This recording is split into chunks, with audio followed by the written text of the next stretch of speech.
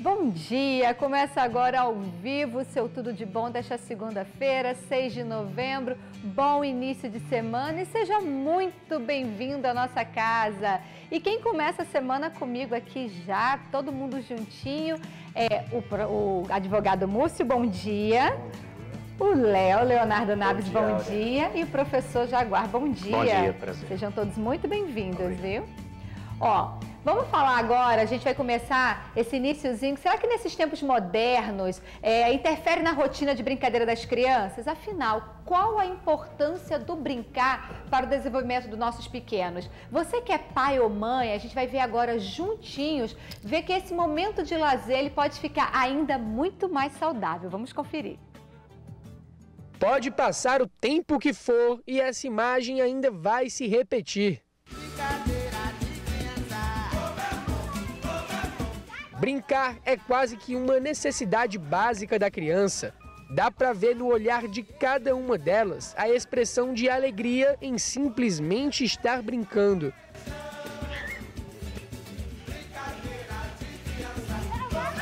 Em meio a um dia a dia acelerado desde cedo, alguns especialistas arriscam em dizer que esse momento de lazer pode estar ficando para trás.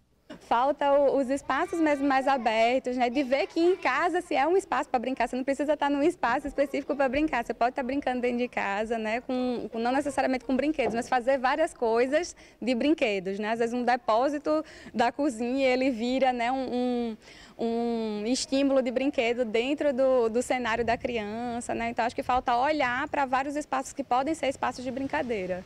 Mel tem 5 anos. A mãe fala que apesar de brincalhona, a menina acaba caindo nas tentações de um item que pode ser considerado vilão nessa história. Tem agora esse vício, né, que a gente tenta evitar, porque se deixar fica o dia inteiro na televisão, no celular. Então, procuro comprar brinquedos para ela que possa desenvolver também, né, o raciocínio, que ela possa se movimentar, brincando, não ficar só... Hoje em dia as crianças são muito sedentárias, né? Então me preocupo muito com ela estar se mexendo, estar brincando de correr, essas coisas. Outra questão que pode servir como obstáculo para as brincadeiras das crianças é a rotina desenfreada dos pais. Muitas vezes, fora de casa, eles acabam não passando tanto tempo perto dos filhos. A Eliane percebeu a necessidade de ficar mais tempo brincando e conseguiu reservar esse tempinho, né, Eliane? Sim, a gente tem que ter esse tempinho. Tem que influenciar até nas brincadeiras que a gente sempre brincou quando criança. Porque hoje em dia é muita tecnologia. Então eu sempre procuro tirar um tempinho do dia para brincar com ele. É prioridade para a gente essa questão de resgatar as brincadeiras junto com os filhos, para que as crianças tenham mais autonomia, né? Que as crianças possam ter mais segurança e liberdade, mesmo para ter um diálogo melhor com os pais participando das brincadeiras, isso gera mais segurança. Ico, vem cá, a mamãe é uma boa colega para brincar? Sim. Vocês brincam de quê em casa? De quebra-cabeça, de Playmobil. Tá bom, então vamos lá brincar, viu? Vou dar licença aí para vocês.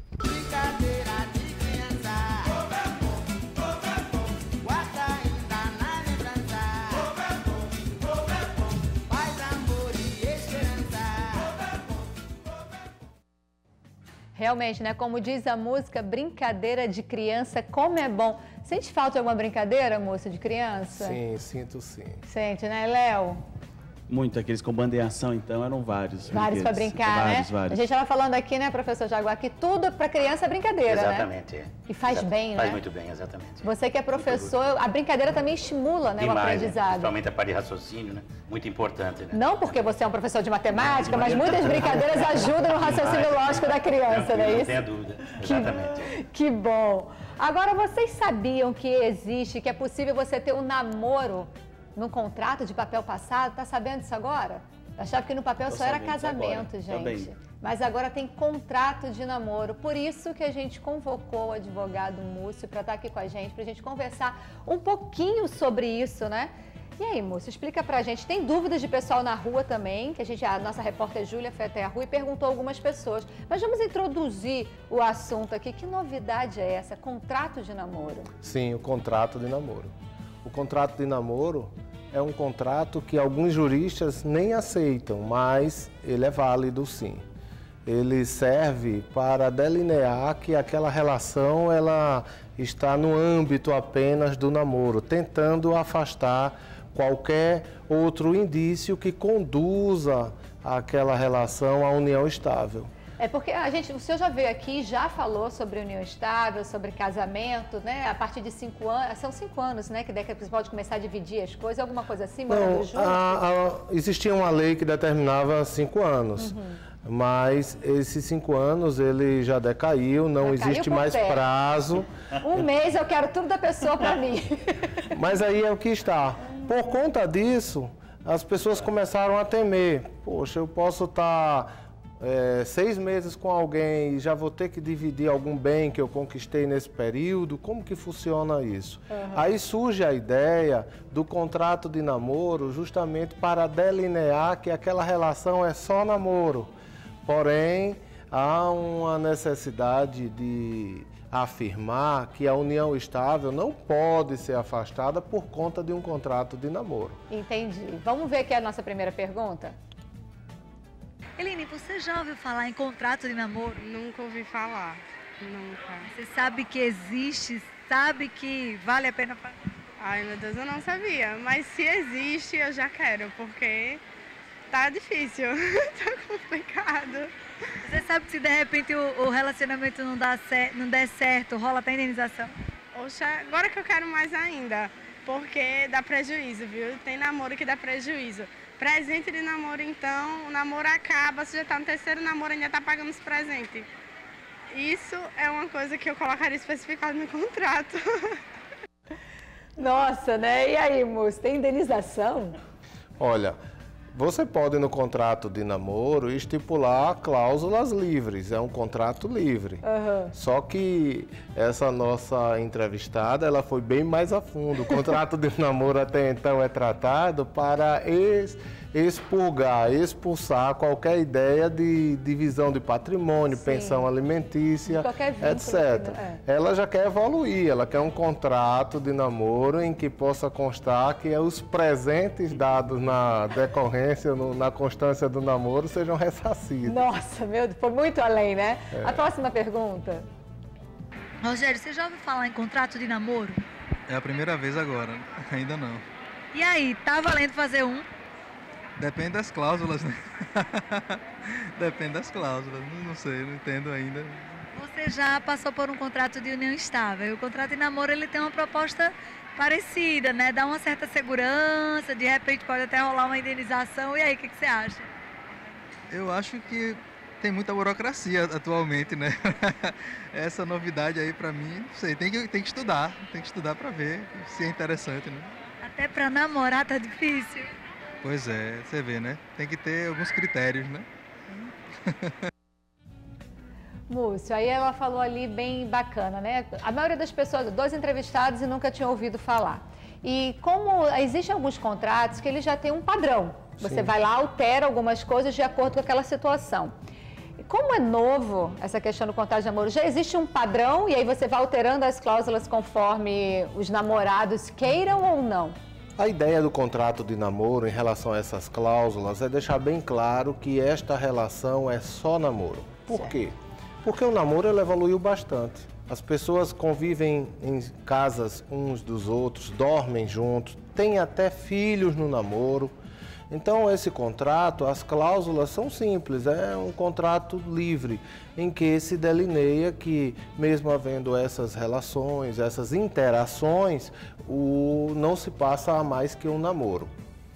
O interessante é que o contrato de namoro ele pode servir para um futuro, um dos contratantes vinha a falecer, o outro que só convivia com namoro, só estava em namoro, ele pode querer alegar que vivia ou convivia em união estável para ter acesso aos bens ou a uma determinada pensão. E aí os demais familiares, geralmente pessoas já são idosas, quem faz isso, né? Ficam de mão atadas para tentar mostrar que aquilo não era um namoro. Mas vamos deixar bem claro que isso servirá para delinear que era um namoro. Sim, sim. Por exemplo, você pode namorar, já há uma decisão clara até do STJ, o ministro Marco Aurélio Berlini, do STJ, ele decidiu que ir na casa do outro, estar dormindo, não configura união estável, só por isso. Tá. Entende? Entendi. Filhos, você pode ter filhos no namoro e pode ter filhos na união estável. O que diferencia um do outro é o que vai ser a vontade de constituir família. Isso é o que diferencia. Agora, é importante deixar claro que o contrato de namoro, de forma alguma, afastará a incidência da união estável. Sim, sim. Não é?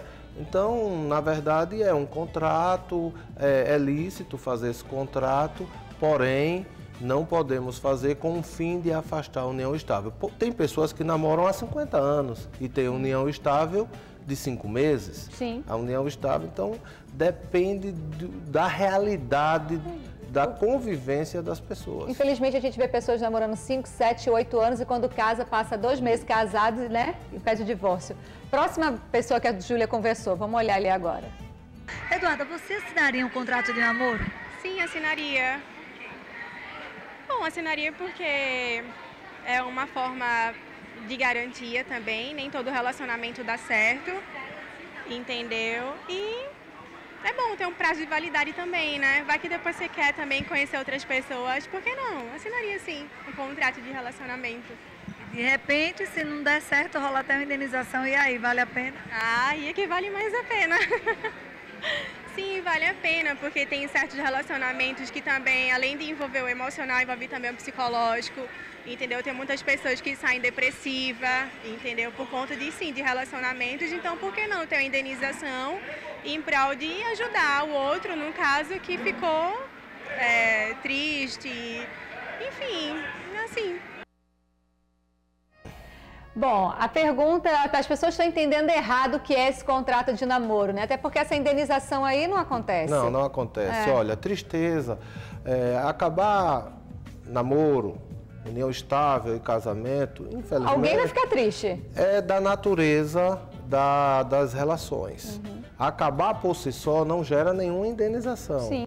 A forma de acabar e logo em seguida a forma de disseminar o motivo da interrupção da relação pode sim gerar um dano, pode atingir a imagem, mas o fato de divórcio, dissolução de união estável e namoro não vai gerar nenhuma indenização, porque é da natureza, sim, eles existem dessa forma. Até o casamento, né, que vem de séculos aí, que se diz que seria para sempre, não é, infelizmente alguns não são para sempre, nem por isso estão aí pedindo indenização, existe sim quem vai receber uma pensão, quem não vai, mas isso tudo de acordo com a lei e que cada caso é um caso, sim, né? Sim. Cada divórcio é tratado de uma forma diferenciada, são pessoas diferentes, em situações diferentes. Perfeito. Então o contrato de namoro aí, gente, que está acontecendo é exatamente para isso, é para que o namoro, depois de chegar num certo tempo, ele não esteja ali caracterizado como uma união estável, para não te dar direito a situações que a união estável te dá. Mas, infelizmente, na sociedade que a gente está hoje, que se namora 2 dias, 3 dias, termina, vai lá, namora outro, imagine quantos contratos deveríamos ter que assinar, né?